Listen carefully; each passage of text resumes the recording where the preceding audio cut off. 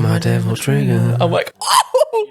Hello, Marko. Hello, Look Stephen. at us. We're in Color appropriate. DMC. Netflix finally released after 7 years of development by Adi Shankar, who is known for his YouTube channel, The Bootleg Universe, where he did some really cool fan films. He did a cool Power Ranger thing. DMC seems to be his big passion project, along with, I think, always wanting to do Berserk, which I'm not sure if he would be the best guy to do Berserk. If it's anything like this, it will be okay, but not perfect. Let's not try and annoy the Berserk fandom. DMC is obviously one of the most important, influential action games. I think when people think of like a 3D hack and slash, Did you know it was meant to be Resident Evil? did you know it was supposed to be Leon?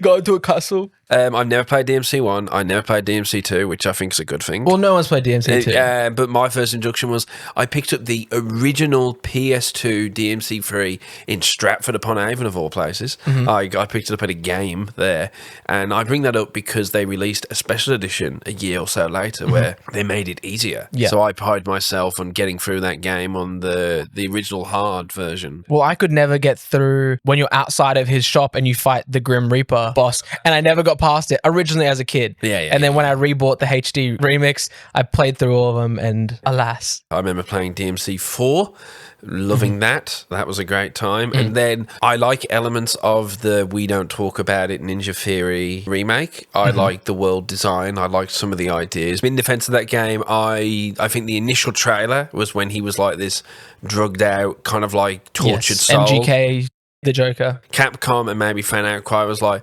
that's not Dante. So they went with this half and half. Oh, he just says fuck a lot, right? Yeah. And ultimately, it wasn't that good in the end. I didn't really like the story or world or anything of that. And then my favourite thing about that is that in the special edition of DMC, they got rid of Virgil's shit bolo. He had like a bolo hat in the original. Yes. Somewhere went, why is he wearing that shit? So they got rid of it. And he had the Virgil Mobile in that country. And they made him part angel, part demon, and not human, which is just dumb. Like, the whole point of it is that humans, the purity of it. The only thing I like that I'm glad was continued here, and this is a small thing, is that their medallions were different colours. I always preferred that to just two red ones, which is in DMC 3. And then, of course, we got the true DMC 5, which is incredible, like one of the best action games ever. And the story's great, the gameplay is great, the characters are great. We've had a few animes. I haven't watched any of them. I think we're pretty similar. We've enjoyed the games, but we're not going in on the deep lore. I can't tell you what the original anime is or anything, but I know what I like about DMC, and what I always liked when I played DMC 3 as a kid was the reward of incredibly cool cutscenes. Those cutscenes are still incredible.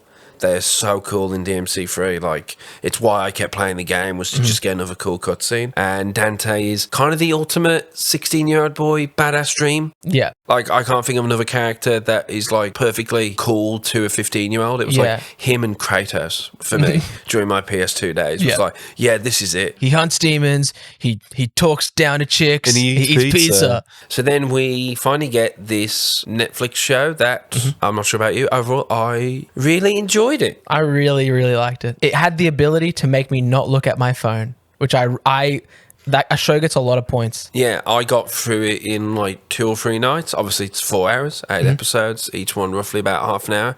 But I was annoyed I had to watch Wheel of Time, knowing that this was... They're waiting. Because I made the mistake of watching the first 2 minutes. I went, no, I have to go back to Wheel of Time. And then being so annoyed that I already tasted the goodness for 2 minutes that I had to get back. What did you think of them releasing all of the episodes? Just the first season, bang, in Classic one. Netflix. When it's a new property, it's 4 hours of time. And I guess the audience that you're trying to attract are, I'd argue, teen boys, right? I mean, it's a very boy-centric show, I don't know if they're trying to get new people. I don't know if this show was made just for fans of the game. I think fans of the game would say it definitely wasn't, but we'll get to that. Yeah, but at least made for them. Like, I think using this property, because I don't know if people would immediately be drawn to it. Yeah, I was mentioning it to, obviously, I'm a teacher, so I was mentioning it to the boys I teach who loved Invincible and only want to talk about Invincible. I was like, oh, Devil May Cry comes out. This is like, what's that? I was like, oh, it's like this. Oh, you'll love it. I'll show you a clip. And they're like, okay, I'll watch that because it does appeal to them. But DMC hasn't exactly been the front and center of like the zeitgeist in a while. Well, it's not necessarily one of Capcom's big money makers. It's not like, oh, we need a new DMC game. It definitely didn't make as much as Monster Hunter World or Street Fighter. Sure. This is like one of their back burner. Let's release something every now and again. Mega Man, who we see in the show. We get a lot of really fun references, not only to DMC, but we get a Resident Evil little nod, like the Raccoon City job that went wrong. Yep. There's a little bobblehead of Mega Man at one point. I'd say for me, it was like you go into every show with different expectations. Yeah. So I went into this going, I just want a fun time. I want to see Dante do cool shit. I want to hear 2000-esque rock music playing while he does the cool shit. Soundtrack was great. And so I went in and I left going, hey, I got exactly what I wanted. The setup is that it's a 2000s-esque world in which the demon world does exist. And the demons will occasionally leak into our world and they need to be like hunted down, but it's not like a part of the society like we've built ourselves around hunting demons. Yeah, it's still a very hush-hush Kind of thing, but Dante is seemingly this already very well-established demon hunter character. The reason why he's of interest is because he is part demon and his father is the great demon Sparta who saved the world 20-odd years ago. That's pretty much the gist of it. So in the first 2 episodes, because it kind of runs by at a real breakneck speed, you have to make us really like Dante as a character because he is a sometimes melodramatic, because the Dante that I was introduced to and the Dante that I love is the DMC3 one, which then kind of lent into sort of the DMC4 where they tried to blend the more melodramatic one of DMC1 where he's an experienced guy who's trying to teach old Nero what to do, but he's still happy to be stylish and silly. Well, this is like an interesting time if you want to try and put it in the timeline of the games where it's pre-DMC1. But they're not in the same universe. They're not. It is an adaptation. Maybe like we don't know, but maybe they just won't address it because it's going to be too hard. The government, which is secretly being ran by the vice president, which is what some people would say was the case in those early 2000s, and not the southern foolish president that we have in both anime and maybe at the time. The White Rabbit has attacked the Vatican and has taken Sparta's sword.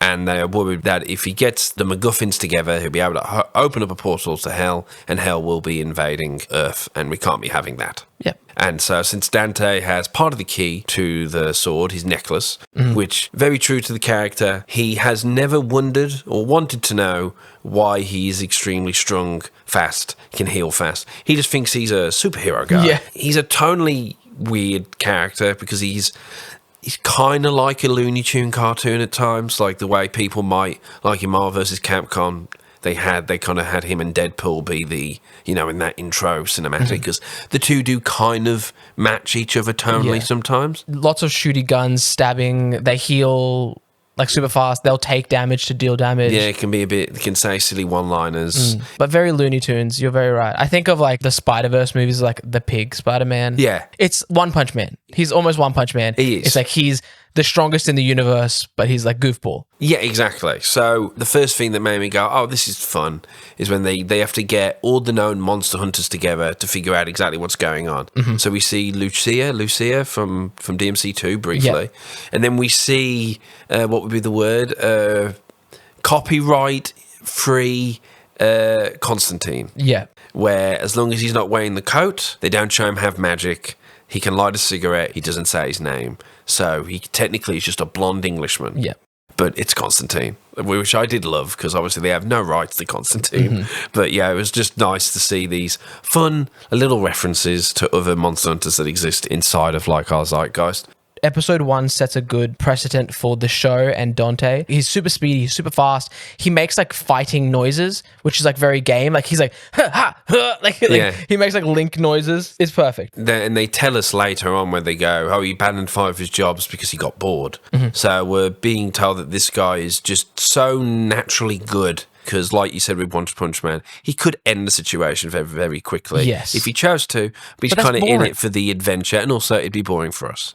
But then they continue that into a very similar to DMC3 kind of situation, even got the music coming out of the jukebox. It's probably one of my favourite bits is when they decide to shoot at him. He then moves around, avoids all the bullets, and then gets with them. Who are we shooting at? Oh, so good. So good. And then he takes them all out because he's a nice guy. Doesn't kill anybody. He just takes them all out in a very similar similar fashion to Quicksilver in Days of Future Past, like flicking someone here. He's moving quicker than I ever thought Dante could move. Yes. Like, he's blindingly quick. Yes. So, in a post-Invincible animation world, the animation was largely really good. I wasn't even that bothered by some of the 3D insert monsters. Well, they were the only things that were drawn differently, was the demons. It's not too noticeable or bad at all. It's just when you first see it, it's jarring, but then you get comfortable with it very quickly. And it's very brief.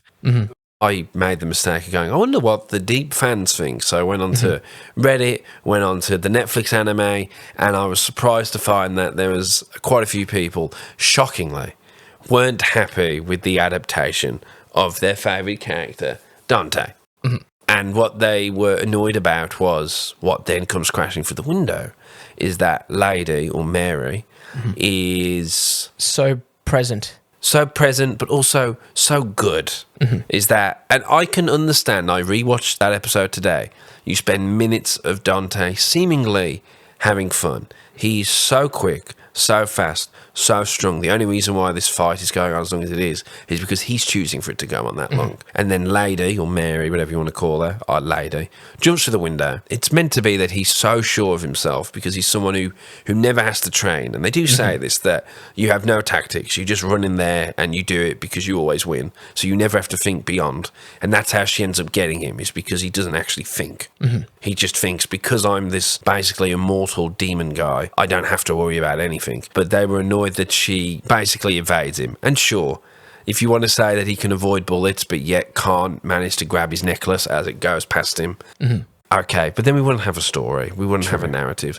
And I think they might point to how in DMC3, when she's introduced in that, Dante is essentially playing with her. There's a whole sequence where she's like trying to shoot him. Doesn't she shoot the rocket launcher at him and he jumps on the rocket and rides it around? Or when she's like, she gets all the guns out, he's basically trying to punch him with the gun. She's that close and he's just super casually avoiding it all. And people look at that as going, see, there's an inexperienced Dante who can avoid bullets like it's nobody's problem. But he still ends up catching her. He gets serious as they fall down the building. He gets serious and he thinks he has the upper hand. Yeah, and because he's a bit of a classic gallant, he doesn't want to hurt people and doesn't want to hurt a woman. He has respect for women because he loves his mum. Well, isn't it also the reason why he likes Trish is because initially it's because Trish resembles his mother so much? It's the first thing he sees when he sees her. She takes off her glasses and he's like, Mother? Yeah, so it's in there. I personally think it's fine that Lady is clever. They've set up enough that she's committed her whole life to being a monster hunter, to being a demon hunter. It makes sense when you have to expand her story to make her a full-fledged character. If I remember correctly, she's introduced as just, my dad became a possessed demon, killed mother because of his obsession with the demon world. So now I'm having to fight him. Yeah. She's just someone with a cool bazooka blade thing. And so in this, they've built her out a lot more and gave her a task force. Which was necessary. And I think that's where a lot of people who hate on the show are going to have their opinion, is they're going to be like, why is Lady so important in this? Why'd they have to build her up and make her like this badass who's like, you know, just as on the level with Dante during the show. She has her own badass moments. And gets the win over him ultimately in the end. If we just made this the Dante show, every episode, every scene is him, we'd run out of show real quick. I was going to say, do you think because he'd be too efficient? Like he'd get through things too quickly? If it was this story? If it had to be. But then do you think also there was a fear of, similar with Deadpool in the initial Deadpool movie, the joke could wear thin, that he works well in small doses? Like when you play the game, you play the game where you're just playing as Dante doing combos, and then you get a scene in which he's talking silly. You play as the serious Dante. You're killing everything. You're doing the combos. But then if you have that for 4 hours, like maybe the joke would wear thin of him just being a goofy, silly guy who's also incredibly badass. Yeah. I still felt there was a good balance of that in the show. Yeah. I think some people, they feel like after episode 4, he takes a massive step back and they point to the experimental silent episode, which doesn't have a Dante element to it. That episode was great for one. Yeah, I love that entire great. episode. But look, it goes back to what I was just saying. You can't make a whole 8 episodes about Dante because we really don't know a lot about him. Yeah. He's the son of Sparta. He has a brother. They fight. He's pivotal to opening and closing the demon world to a degree. That's all Dante really is. They can't make 4 seasons of him, however much they want to do, where he is the main character and we're learning new things about him every time. He can't be too involved. He's not that character. I think what's going to happen here is this is a story about the world of DMC. Dante is living through it. We're going to get a season on Lady, a season on Trish or Virgil, a season on Nero, and then maybe they'll adapt like DMC 5. I think that would maybe be cool. And Dante's just going to be a character living throughout it, and we're going to get them as the main character doing a 50-50 story, the whole thing. I guess the character arc of Dante in this, it's him having to accept that he's a demon. Mm-hmm.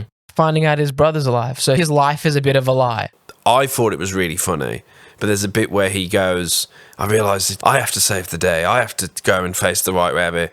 And then Lady shoots him in the leg and goes, you absolutely out of your mind. He wants you to go and do that. Yeah. I can see why some people would be annoyed that Dante isn't this focal point because they're bringing in information from other games. Mm-hmm. And that's all I see is that people who are in love with this franchise being annoyed at an adaptation. And I try and be sympathetic to that. That if I was watching a Robert's Rebellion Game of Thrones prequel and Lyanna Stark beat Sir Arthur Dayne in a sword fight, I'd probably be pretty pissed off as well. Mm-hmm. That means nothing to you, but to those watching it would mean something. Kevin Conroy. Oh, of course. Far out. Absolutely stellar. Makes you realise how long ago this would have been, because he died in 2022. Damn. They obviously were working on this for years. Mm-hmm. I think I remember reading somewhere that they were doing new stuff with the animation, like they were trying new techniques for the benefit of the show. Mm-hmm. But yeah, God, like to think that they were recording these lines years ago. His voice is just so present. He just sounds so good. Oh yeah, and it was him doing his Batman voice. Like just they wanted him to do Batman. It was great. Did you like or find it interesting that they had a political angle? Like, because obviously DMC typically kind of sticks in its like gothic demon invasion. It's about friends and family, but this has a definite political skew. Yeah. Well, what were your thoughts on that? I saw it more as just like general political greed of any situation. Like, how can we turn this into our benefit? Like, how can we make money from this? You know, the vice president's like, he has investments in Darkcom. Yeah. He's almost like the director of Darkcom. So it's like, that's why he's like, Mr. President, I have just the team who can like take care of this. Well, at the end, they invade hell for its resources. Yeah. He's like, fly the jets into hell, boys. It's literally what it is. Which I loved. I thought it was really silly. Mm-hmm. And like to view it as anything other than just being silly. Yeah. But some people were like, if hell's meant to be so dangerous, how come you've easily invaded it? Yeah, they're just dropping napalm, shooting like nukes. But then it ends with Virgil appearing. Mm-hmm. And some people are annoyed because he's meant to not bow to anyone, but here he is working for Mundus. But Virgil needs a storyline as well. And yes. if you think that they're not going to be like, oh, Virgil was working for Mundus so he can get what he wants so he can get back to Earth to fight Dante or whatever. Yeah, because isn't it, if I remember correctly, with DMC3, which is why everyone loves DMC3, it's the story of like two brothers. It's like Virgil's all about the demon side and he needs to discover his human side.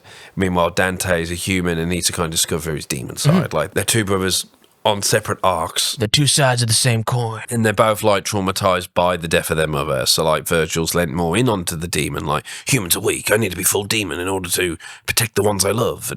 And Dante's just kind of compressing all that stuff down because he hates demons for killing his mum. Yeah. So all that stuff's really great. And for me, being a knee-jerk lazy guy, I would have said, oh, just adapt DMC3, please. Like, just do that. Even though it's a lot of climbing a tower, I still think it would be, like, good to see. Yeah. And I do think they will take those ideas, beats, story arcs, and put them into a new scenario. I drew, like, a bit of a comparison between this and Invincible. That's how you do a fight where he won't kill humans. Because Mark sucks because he won't kill people and he always holds back, or he won't kill. And so he just ends up sucking. Where Dante is just running through a room, just like knocking people out and like having fun and like winning the fight. Yeah. But he's doing it his way. You want all the cool stuff, and I love when he throws the guy at the wall, we get the guy's POV, and then he dashes to do like the bull, like he waves the cape, so he goes to the wall. All that stuff I thought was really cool. I do think Dante does take a step back in the second half. We get Lady having like a horror show in the apartments where the White Rabbit has all his people. And then we have the flashback episode about the origins of why the White Rabbit and Lady are connecting. Demon racism? There was a bit of that, like, we're not the bad guys. You don't understand. We're refugees here. Refugees from hell. Refugees from hell. And Lady just being like, I don't understand. What do you mean? Yeah. Like getting her whole world turned upside down. The rabbit has a literal ticking clock in his heart, so he kind of keeps to that. But he is trying to open up the gates of hell because he hates Sparta for what Sparta did, and he wants to help these people he's grown up with. So in order to do that, he needs, which is true to the thing, he needs Sparta's sword, he needs the 2 gems, he needs blood of Sparta in order to open up the portal, in order to allow the demon world in. It's pretty cool that we get to see his backstory in that episode. It's animated like, I forget what the animation's called, but it's animated like a kid's animation show. And what I like is that there's 2 different animation styles going on at once, and it transitions quite nicely. Like the human world and the demon world have 2 different art styles. And it's so good at telling the story without any words. I don't think a word gets said for like 15 minutes. It gives heart to the show, where the show at that point has been pretty flashy, pretty cool, but then here's the beating heart. And I can see some people maybe being annoyed that wasn't like a flashback for Dante, and it wasn't like the origins of Dante as a kid, because we got the one scene with him and his brother, which was pretty cool. Them fighting as superpowered children. Yeah, which would be a nightmare for a single mother who's somehow fallen in love with a demon. She knew what she was signing up for. Yeah, and he's not around, so we get the whole story of like, tell me a story about Dad, because Dante looks up to his dad who isn't there. I'm trying to think like, why do I like this show as much as they did? Because it was just a good show. It didn't have to be a perfect adaptation of a character. This show did something that the games really couldn't, and it's made you fall in love with almost the world and the story around Dante as well. And I think there's room to grow. There's expansion. I wish we had more of the gothic stuff, some people might say, because that's where the show began, like, because that's where the games kind of came from. It's like the gothic architecture. But then I'd argue that it's pretty moldable. Season 1's obviously going to be the most, like, the cleanest. Yeah. And I think we're going to get darker as we go. And hopefully this does get renewed. I hope that enough people who don't know what DMC is watch it, because it's an animation on Netflix. Yeah. What's the goal of the show? It wants you to think that this world and this character is cool. And when Dante's doing the Dante stuff, the show's at its best. So when he's on the bike and he picks up the bike and the music stops, just so the twin monsters can go, damn, he's cool. And then he hits them. Like, that's when this show's at its best, when it's being ridiculous and my inner 16-year-old can't help but glow, and my wife can be annoyed that I'm here liking something so obviously like juvenile, that, like, you know, he says jackpot when he shoots guns. It says jackpot on his bullet. Yeah, it's so dumb. Like, why would he do that? But that's why it's cool. And I was really thinking about this when I was talking to Dan, the editor. At first I said, watch this and then play the games. But then I finished the show and I was like, damn, I think to really 100% enjoy this, you need to play the games and watch the show. Oh, interesting. Because that ending bit with, like, Virgil, I think a lot of the bits that the show counts on for, like, oh, wow, like member berry gotcha moments, you have to know from the games. Yeah, remember in the Star Trek sequel that J.J. Abrams did, where Benedict Cumberbatch reveals himself to be Khan, but it means nothing to anyone unless you know the reference. It's just the audience. Because the problem is, we see Virgil in episode 1 as the shapeshifter. That was used as a stinger in one of the trailers, which I said to you at the time, there's no way they're going to blow Virgil in season 1. They make you fall in love with Dante, be invested, and then here comes the just as cool brother. And he's going to whoop his ass or something. Yeah, it's going to be sweet. Doesn't Virgil win the first fight in DMC3? Yeah, because he's hyper-focused on his demons. Doesn't he, like, unlock? Yeah, he unlocks the devil trigger. Yeah. And then eventually he gets the one up. And there's a great bit in the game where you beat a boss and Virgil comes in and takes the upgrade. Yeah. So it's that great thing of, like, the players going, hey, that was my upgrade. What the fuck? Like, so it's a cool, you know, integrating of gameplay and narrative to form. Seeing the bosses as jobbers in this game, I'm like, hey, I'm like, Agni and It's a fun Rudra. idea. I'm like, that's like, yeah, it's fun. But then seeing things and being like, oh, that's going to be important to the story. Like seeing who I knew was Virgil in, like, the proto Nello Angelo character, who the bunny gets, like, the blood from. I'm like, I know that's Virgil. Yeah. You know, so it made it funner for me. Do you think they were trying to hide it because when the shapeshifter is Virgil, he then shoots him, and then a few episodes later he says, I need you to stay alive because I can only emulate people that are alive. So if you switched on, you're like, oh, well, Virgil must be alive then. I didn't get that at first until you told me that. Yeah. And I was like, of course. But also because you know Virgil's alive. Oh, of course. Because they wouldn't have Virgil be dead. They wouldn't have him. So I guess when it's revealed at the end, hey, Virgil is alive and he's going to obviously kill all the people, probably, you can imagine season 2, breaks into the real world and takes his brother out of like the ice, and then the two of them are going to obviously have some conflicting thing. It's funny how early this is for him. Like, he doesn't have Ebony and Ivory. I don't even know if there even is a story of how he gets Ebony and Ivory, because he has them all. He has them in DMC3, but in this we see multiple times he breaks guns. He breaks ladies' guns. He breaks his handguns because he's pressing too fast and hard.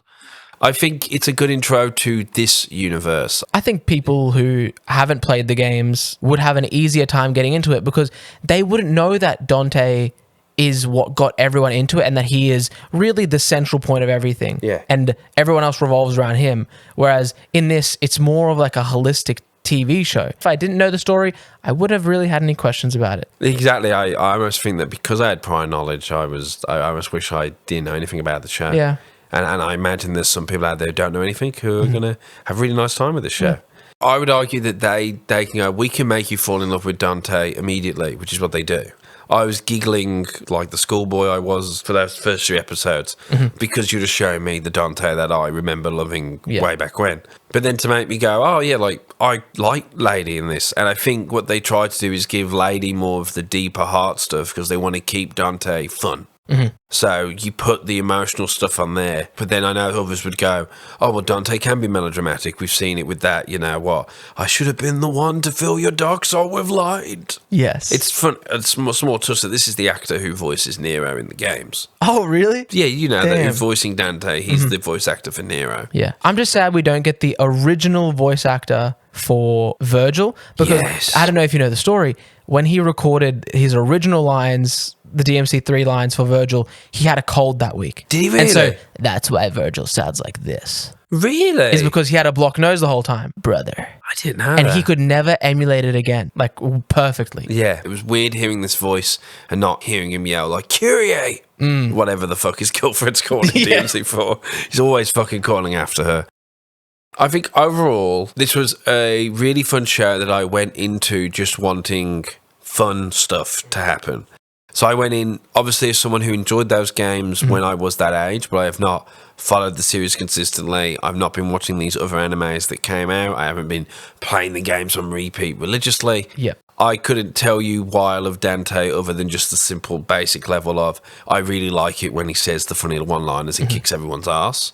So I got that in this show. It's the most fun I've had with this because with Castlevania, I felt like the first 2 seasons were the best. The Castlevania Nocturne was not nearly as good because it got, I think, a little bit too in the weeds of characters and dialogue. In this, I felt like I got that fun time. And when it was with Dante, I was at my most fun with it. Also because, like, you don't really draw a relationship to the Castlevania characters. You're like, oh yeah, Trevor Belmont. Yeah. You know, Dracula, you know, Alucard, whatever. But this is, I know these guys. I've always wanted to see them in this way. I guess I was a little bit disappointed by the ending slightly. Because I remember writing down here, literal chills in the last scene. Oh, because you get Virgil. That's exactly what it was. It was seeing Judgment Cut end where Virgil's like, yeah. And then he's like, I'm here to free you or whatever. Yeah. And then he form shifts back into Virgil. And then you hear in the background, I am the stone. And I'm just like, fuck. But I think because the show does a bit of a bait and switch where he goes to Lady, oh, maybe you and I should team up because clearly Darkcom is corrupt as fuck. So me and you should team up and go looking for Virgil. And as they're walking off into the sunset and you think that that's going to be the end, she shoots him in the back and paralyzes him, and he goes, sorry, still got to bring you in. And then we see Dante getting like put on ice. Yeah. And that was a little bit like, okay, I guess, but like it just, I don't want to be in that crowd because I think there's going to be too many people in the crowd. It's nowhere near as bad as the He-Man show in which they killed He-Man off in the first episode and have it be all about cast. the female cast. It's not that at all. But like, I think there's always, for some reason, there's always that crowd of people who get hypersensitive if it's about anyone who isn't Dante. Like, don't worry, we will get Dante back. He's going to get more and more important But I would still say he was like dual protagonist with Lady in this season. Exactly. Like, but and I think that's okay. The rabbit also became a protagonist. I think it was as they made him more important.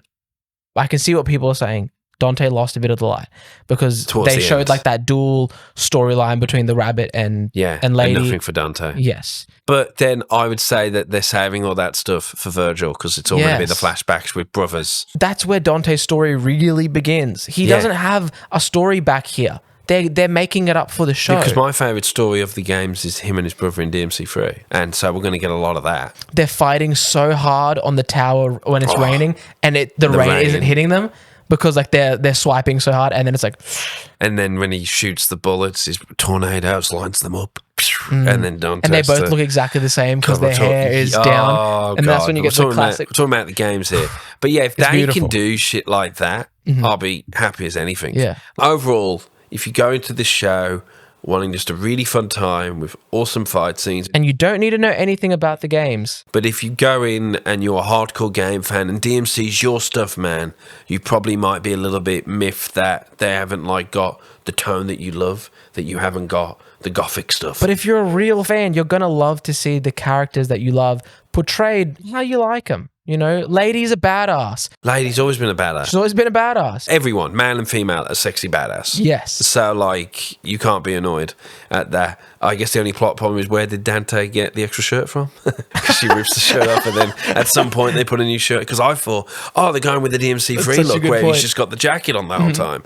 But the soundtrack is probably top soundtracks of any. Oh, incredible! Like the tone of it, and then it wasn't when they said it was set in a sort of 2000s world. Oh, and also an unskippable intro. Oh my god! I watched it every time. I watched it every time. It's like here's the tone of this show.